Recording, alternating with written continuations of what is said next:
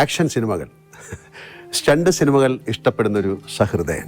ആ കോമഡിയെ കുറിച്ചാണ് ജെ രാജശേഖരൻ നായർ, പത്രപ്രവർത്തകനായ രാജശേഖരൻ നായർ വിലയിരുത്തുന്നത്.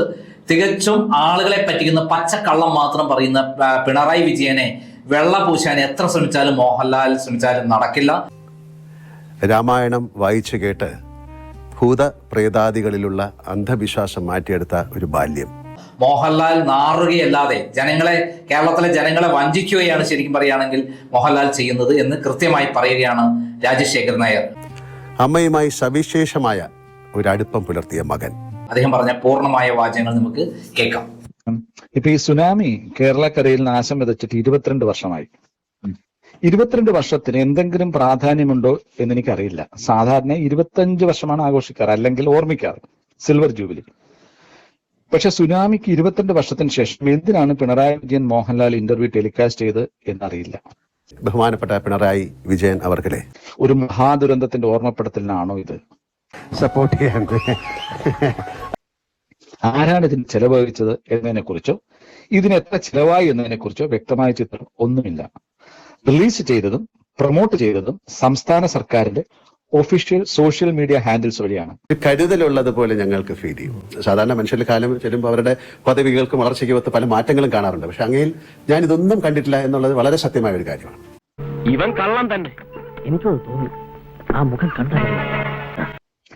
ഷൂട്ട് ചെയ്ത് ക്ലിഫ് ഹൗസിൽ 2 ദിവസം കൊണ്ടാണത്രേ. അത്യധികം രഹസ്യമായി. പണ്ട് ബിരിയാണി ചെമ്പിൽ ബിരിയാണി അല്ലാതെ മറ്റെന്തോ കൊണ്ടുവന്നപ്പോൾ മാത്രമായിരുന്നു ഇത്രയും രഹസ്യാത്മകത. സംവിധാനം ചെയ്ത TK രാജീവ് കുമാറാണ്.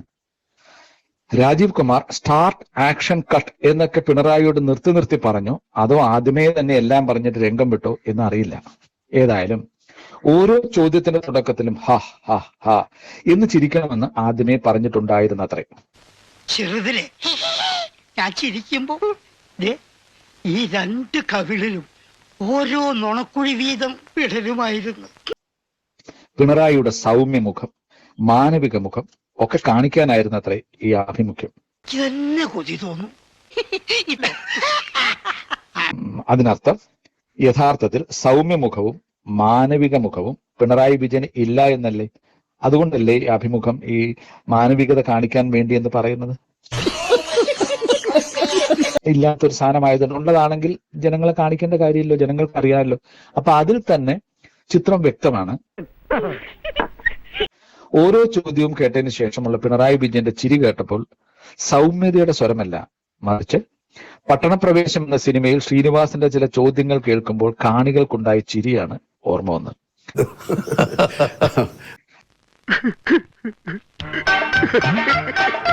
പിണറായി വിജയൻ നായകനായി രാജീവ് കുമാർ സംവിധാനം ചെയ്ത സമ്പൂർണ്ണ ഹാസ്യ ചിത്രമായതുകൊണ്ടാകാം ഇവിടെ വിജയൻ പിണറായി വിജയനും ദാസൻ മോഹൻലാലുമാണ്. കാരണം പിണറായി വിജയനോളം താരമൂല്യമുള്ള റോക്കിംഗ് സ്റ്റാർ ആകാൻ മോഹൻലാൽ ഇനി 7 ജന്മം കൂടി ജനിക്കണം. മാത്രമല്ല ആ സർ വിളിയിലൂടെ പിണറായി വിജയൻ PK രാജീവ് കുമാറിന്റെ പട്ടണപ്രവേശം എന്ന സമകാലീന സമ്പൂർണ്ണ ഹാസ്യ സിനിമയിലെ ഇൻസ്പെക്ടർ ദാസനും മോഹൻലാൽ മണ്ടൻ ചോദ്യങ്ങൾ ചോദിക്കുന്ന വിജയനുമായി വീണ്ടും വീണ്ടും മാറുന്നു. എനിക്ക് സാറിനെ വളരെ ഇഷ്ടപ്പെട്ടു. സ്വന്തം അച്ഛനോടൊക്കെ തോന്നുന്ന ഒരു തരം സ്നേഹം. അവർ ഒരിടത്തും കാറൽ മാർക്സിനെ കോട്ട് ചെയ്യുന്നില്ല, മറിച്ച് ഉപനിഷത്ത് പിണറായി വിജയനെ കൊണ്ട് ചൊല്ലിപ്പിക്കുന്നു. വാസ്തവത്തിൽ ആ പദ്യം ചൊല്ലലായിരുന്നു ഈ ചിത്രത്തിന്റെ ഹൈലൈറ്റ്. സാറിനെ കാണാൻ വേണ്ടി എന്റെ മനസ്സ് എപ്പോഴും വെമ്പൽ കൊണ്ടുവന്നു. ഇന്ത്യയിലെയും കേരളത്തിലെയും ആദ്യകാല കമ്മ്യൂണിസ്റ്റ് നേതാക്കളെല്ലാം ബ്രാഹ്മണരെ സേവിച്ചു ജീവിച്ച നായന്മാരോ മേനോന്മാരോ ആയിരുന്നു. മതം മയക്കുമരുന്നാണ് എന്ന കാറൽ മാർക്സിന്റെ പ്രസ്താവന പുറത്തു പറയുമ്പോഴും EMS ഭാര്യയോടൊപ്പം ക്ഷേത്ര സന്ദർശനത്തിന് പോയിരുന്നു. ഭർത്താവിന്റെ കടമ മാത്രമല്ല, താൻ വിവാഹം കഴിപ്പിച്ചു കൊടുത്ത മക്കളെല്ലാവരും നമ്പൂതിരി സമുദായത്തിൽ നിന്ന് തന്നെ പാർട്ണറെ കണ്ടെത്തിയെന്ന് EMS ഉറപ്പുവരുത്തി. PK രാജീവ് കുമാർ സംവിധാനം ചെയ്ത സമ്പൂർണ്ണ ഹാസ്യ ചിത്രത്തിലേക്ക് തന്നെ തിരിച്ചു വരാം. തുടക്കം തൊട്ടേ പല പ്രാവശ്യം മോഹൻലാൽ ഒരു പാട്ടുപാടൂ എന്ന് പിണറായി വിജയനെ ഓർമ്മിപ്പിക്കുന്നുണ്ടായിരുന്നു. ഞാനൊരു പാട്ടിന്റെ 4 വരി പാടാം. ഉപനിഷത്ത് ചൊല്ലുക വഴി മറ്റൊരു സന്ദേശവും തെരഞ്ഞെടുപ്പ് അടുത്തിരിക്കുന്ന വേളയിൽ മലയാളികൾക്ക് നൽകുന്നു. ശബരിമലയിലെ സ്വർണം മോഷ്ടിച്ചാലും അയ്യപ്പ സംഗമത്തിന്റെ പേരിൽ കോടിക്കണക്കിന് രൂപ അടിച്ചു മാറ്റിയാലും ആത്യന്തികമായി കേരളത്തിലെ കമ്മ്യൂണിസ്റ്റുകാരെല്ലാം സനാതന ധർമ്മവാദികളാണ്. കേരളം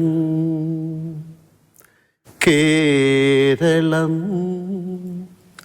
കേളി കൊട്ടുയരുന്ന കേരളം.